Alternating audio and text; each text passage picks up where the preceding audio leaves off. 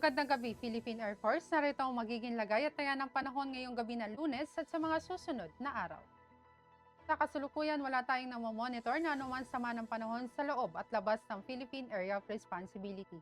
Samantalang aasahan natin ang patuloy na pag-iral ng shear line kung saan ito ang patuloy na makakaapekto, particular nga dito sa may silangang bahagi ng Southern Luzon, maging sa silangang bahagi ng Visayas. Samantalang ang northeast monsoon o hanging amihan, aasahan din natin ang patuloy na pag-iral kung saan ito makakaapekto sa ibang nalalabing bahagi ng Luzon. Samantalang para naman sa magiging lagay at taya ng panahon bukas, aasahan pa rin natin dulot nga ng shear line ng patuloy na maulap na kalangitan na may kalat-kalat na pagulan, pagkidlat at pagkulog, particular pa rin yan dito sa may silangang bahagi ng Visayas, maging sa Negros Occidental, sa Guimaras, ganoon na rin sa Cebu, sa Iloilo, maging sa Capiz, sa Masbate at sa Sorsogon. Samantalang dulot naman ng northeast monsoon o hanging amihan, aasahan din natin ang patuloy na maulap na kalangitan na may mahihinang pagulan, particular naman yan dito sa may Cagayan Valley, maging sa Mimaropa, ibang nalalabing bahagi ng kanluran ng Visayas, maging sa ibang nalalabing bahagi ng Bicol Region, ganoon na rin sa Aurora at sa Quezon.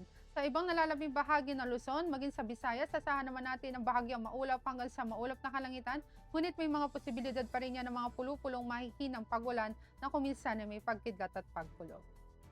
Generally, fair weather din ang aasahan bukas dito sa Mindanao, bahagyang maulap hanggang sa maulap na kalangitan, ngunit may mga posibilidad yan ng mga pulupulong pagulan na kuminsan ay may pagkidlat at pagkulog, lalo na yan sa dakong hapon na gabi, dulot naman yan ng localized thunderstorms.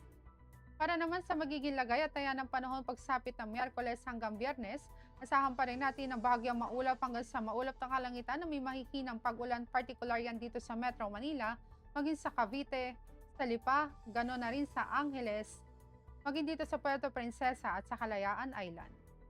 Samantalang dito naman sa Mactan, maging sa Zamboanga at sa Davao, asahan naman natin ang bahagyang maulap hanggang sa maulap na kalangitan na may mga posibilidad pa rin ng mga pulupulong pagulan na kuminsan ay may pagkidlat at pagkulog.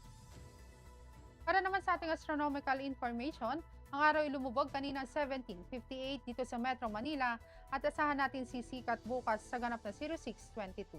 Para naman sa ating moon illumination, asahan natin ang 55% decreasing. At yan ang latest update natin sa weather. Para manatiling updated sa lagay at taya ng panahon, i-follow lamang ang Air Force Weather Center sa aming mga official social media accounts. At sa ngalan ng aming commanding officer na si Colonel Alvin John Cugador, Philippine Air Force General Staff Corps, I'm Staff Sergeant Jessa C. Cuenca, Weather Broadcaster ng Air Force Weather Center. Muli magandang gabi, Philippine Air Force.